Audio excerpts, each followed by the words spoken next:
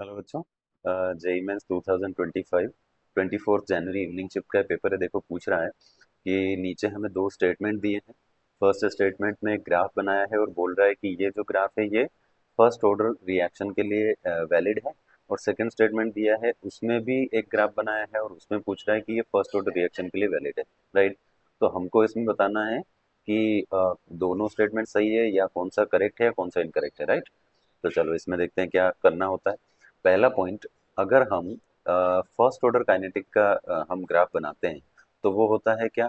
First order kinetic के graph नहीं, पहले फॉर्मूला देखो। फॉर्मूला ऐसा होता है, फर्स्ट ऑर्डर काइनेटिक का टी हाफ का जो फॉर्मूला होता है वो होता है 0.693 अपॉन के। राइट।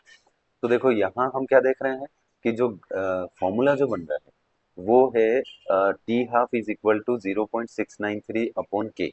ये के कांस्टेंट होता है, इसको रेट कांस्टेंट बोलते हैं हम। ठीक है। और अच्छा, ये पूरा जो ये जो क्वेश्चन फ्रेम किया है ये है हमारा 12th के चैप्टर केमिकल काइनेटिक्स से। राइट। तो केमिकल काइनेटिक्स में हम फर्स्ट ऑर्डर रिएक्शन का टी हाफ जो लिखते हैं उसका फॉर्मूला तो ये बन जाता है। बट पॉइंट ये है कि इससे हम ग्राफ कौन सा बना सकते हैं। तो देखो ग्राफ बनता है कैसा। अगर मैं इसको बोलूं y is equal to M X plus C, मतलब मैं इसको y बोल दूं और इज इक्वल टू मैं इसको एम एक्स प्लस सी, ऐसा पूरा फॉर्मूला बनाऊं तो ये उस फॉर्मूला में फिट हो नहीं रहा है। पर फिर भी अगर हम यहाँ देखें तो इसने जो ग्राफ प्लॉट किया है इसके अकॉर्डिंग इसने टी हाफ रखा है y एक्सिस पे। और ये जो ये क्या दिख रहा है, ये इसकी इनिशियल कंसंट्रेशन है, किसी भी रिएक्टेंट की इनिशियल कंसंट्रेशन है। राइट। तो वो कह रहा है कि इनिशियल कंसंट्रेशन और टी हाफ दोनों में रिलेशन किस किस टाइप का आएगा। तो देखो यहाँ तो कहीं हमको इनिशियल कंसंट्रेशन दिख नहीं रही है, इसका मतलब टी हाफ और इनिशियल कंसंट्रेशन में कोई रिलेशन ही नहीं होता।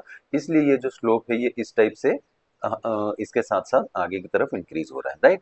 तो पहला स्टेटमेंट बिल्कुल सही है। चलो सेकंड देख लेते हैं। तो सेकंड में बोला है, एक तरफ उसने रखा है आर अपॉन आर नोट और इधर स्लोप बना है। एक काम करते हैं, पहले यहाँ पे फॉर्मूला बनाते हैं।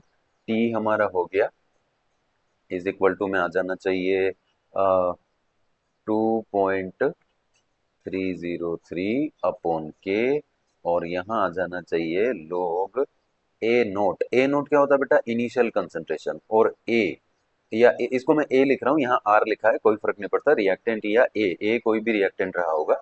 और यहाँ पे नोट लगा है मतलब इनिशियल कंसंट्रेशन। राइट। तो देखो टी का फॉर्मूला ये बनता है फर्स्ट ऑर्डर काइनेटिक के लिए।